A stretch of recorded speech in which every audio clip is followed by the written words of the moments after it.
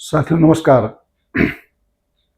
हमने पहले चर्चा की थी कि जो नकल होती है हाई स्कूल इंटर में, ये आगे जाकर बड़ा ही भयावह रूप लेती है और इसका परिणाम ये होता है कि आगे आने वाली परीक्षाओं में पेपर लीक होना,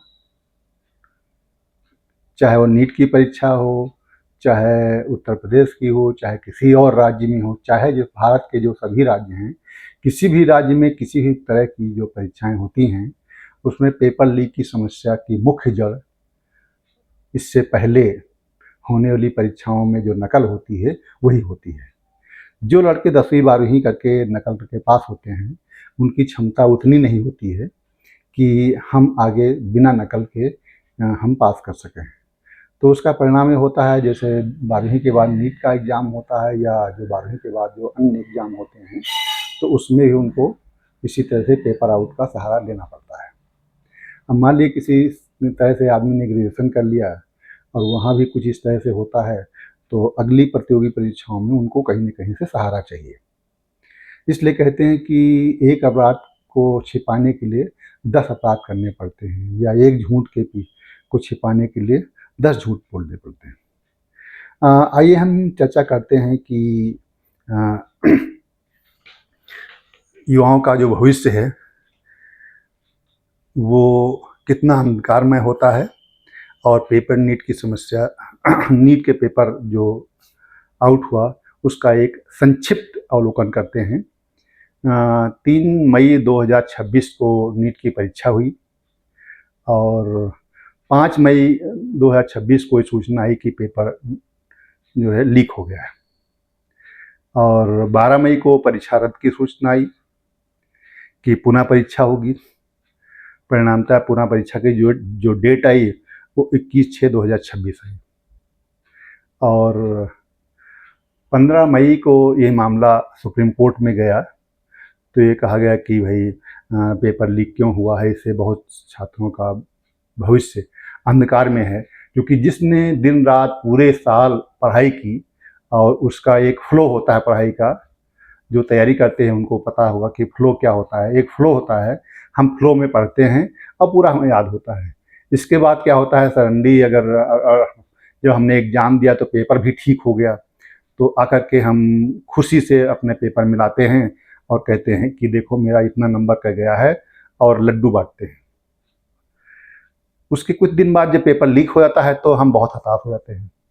हताश हो जाते हैं तो फिर अगला पेपर अगर होता है तो उसमें बहुत ज़्यादा संभावना नहीं है कि हमारा पेपर अच्छा ही हो जाए। तो इस संदर्भ में सुप्रीम कोर्ट में जब याचिका गई तो जस्टिस सूर्यकांत जी ने टिप्पणी करके ये कहा कि जो युवा हैं ये एक वायरस की तरह हैं, एक कॉकरोच की तरह है। और ये कॉकरोच शब्द बहुत वायरल हो गया। इतना वायरल हुआ कि 16/5/2026 को अभिजीत दीपके ने एक कॉकरोच पार्टी की स्थापना कर दी, जिसको सीजेपी शॉर्ट में कहा जाता है, और उसका आंदोलन शुरू हुआ।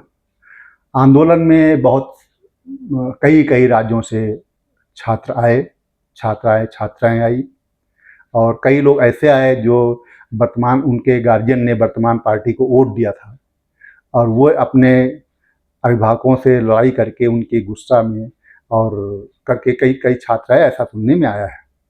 और यहाँ धीरे धीरे बढ़ते बढ़ते छात्रों की संख्या बहुत बढ़ी। फिर प्रशासन को पुलिस बल का प्रयोग करना पड़ा हटाने के लिए, और जब वो चरम सीमा पर पहुंच गया तो फिर राजनीतिक पार्टियां भी आने लगी। शुरू में राजनीतिक पार्टियां नहीं आई थी, और जब ज़्यादा स्थिति खतरनाक संभालने लायक नहीं रह गई तो अंत में 25/7/2026 को आंदोलन खत्म हुआ। इससे पहले धर्मेंद्र प्रधान ने इस्तीफा दिया। तो जब 25 शायद 24 तारीख में इस्तीफा दिया, 25/7 को ही जब आंदोलन खत्म हुआ तो ये शर्त गवर्नमेंट के साथ में ये शर्त लगी कि जो हमारी मांगे हैं, इसमें पहली बात यह है कि शिक्षा मंत्री को हटाया जाए, ये मांग मान ली गई। दूसरा ये कि आंदोलन के समय जो गिरफ्तार हुए हैं हमारे साथी, उनके सारे मुकदमे वापस लिए जाएंगे और उस पर मुकदमा नहीं चलाया जाएगा। लेकिन अब भी देखते हैं कि इसके बाद भी छुट्टी राज्यों में जैसे बिहार है और जगह है, जो छात्र आंदोलन कर रहे हैं या किए, उनका मुकदमा वापस नहीं लिया जा रहा है। तो यह एक समस्या है। अब प्रश्न दूसरा ये है कि जो CGP ने कांग्रेस जनता पार्टी ने अपनी वेबसाइट लॉन्च की और कहा इसको ज़िले से जोड़ेंगे, हर राज्य के हर ज़िले से जिनको जो समस्याएं हैं वो हमारा एक एडवोकेट होगा और उनकी जो समस्या है उससे संबंधित लीगल सहायता करेगा। इस तरह से स्थापना कर दी गई है। अब क्वेश्चन ये उठता है, क्या सिर्फ यह पार्टी कांग्रेस जनता पार्टी सिर्फ नीट के लिए ही काम करेगी या अन्य परीक्षाओं के लिए काम करेगी? दूसरा ये है कि अन्य परीक्षाएं जो राज्यों द्वारा करवाई जाती हैं, वहाँ भी सुनने में आया है कि पेपर पहले भी लीक हुए थे। तो इन फ्यूचर ऐसा भी हो सकता है, इस पर भी चर्चा हुई है। जो रूलिंग पार्टी हो कहती है कि और राज्यों में हुआ है, वहाँ केंद्रीय आंदोलन क्यों नहीं हुआ है? बात सही भी है, सब जगह के लिए होना चाहिए, क्योंकि अपराध तो अपराध ही होता है।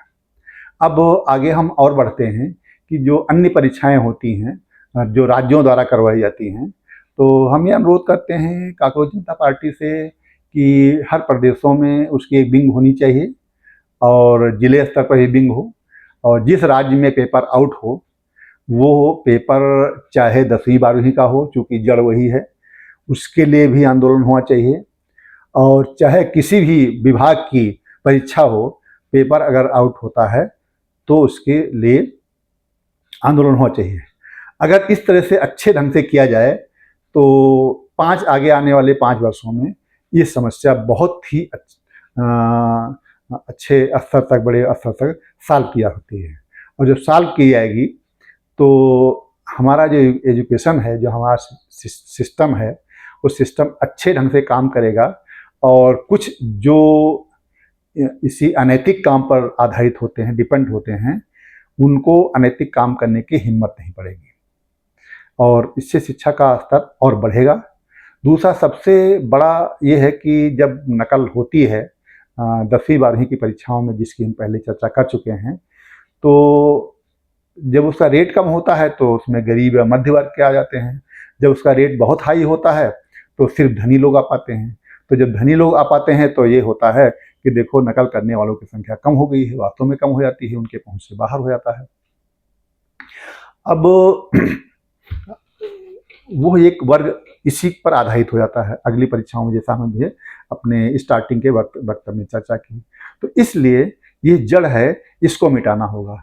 और जब ये मिट जाएगा तो जो समाज के क्रीम बच्चे हैं, जिनका बहुत अच्छा ब्रेन है, वो आगे बढ़ेंगे और आगे बढ़ेंगे। उनको सिविल सर्विसेज में PCS IAS और SSC वाले एग्ज़ाम हैं या स्टेट का सबऑर्डिनेट एग्ज़ाम है या अन्य एग्ज़ाम है, इन सब में बढ़िया अच्छे ईमानदार लोग आएंगे और मेहनती लोग आएंगे। मेहनती लोग आएंगे, विभागों में अच्छे ढंग से काम होगा।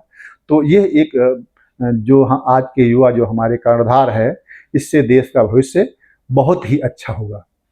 और हम ये आशा करते हैं कि ये जो कांग्रेस जनता पार्टी बनी है, तो इस तरह से होने वाले एक तरह से अपराध है। दूसरा जो छोटे क्लासों में 10वीं 12वीं के एग्ज़ाम में जो होता है, इसको हम मीठा जहर मानते हैं। इस मीठा जहर से निजात मिलेगी और जब मीठा जहर से निजात मिलेगी तो एक जो बेरोजगार का एक तंत्र खड़ा हो जाता है 12वीं या ग्रेजुएशन के बाद, तो वो तंत्र कम खड़ा होगा और लोग अच्छे निकलेंगे। तो इससे जो अन्य अपराध होते हैं उनसे भी कमी आएगी और हमारे देश का भविष्य स्वर्णिम होगा। साथियों, एक अनुरोध करना चाहेंगे कि आप इस वीडियो को सुनें और समझें। अगर आपको अच्छा लगता है तो इसको सब्सक्राइब जरूर से करें और शेयर करें, लाइक करें, क्योंकि आपके सब्सक्राइब करने से हमें मनोबल मिलता है और हमें अगले के लिए मेहनत करने के लिए बहुत अच्छा प्रोत्साहन मिलता है। साथियों, इन्हीं शब्दों के साथ बहुत बहुत धन्यवाद।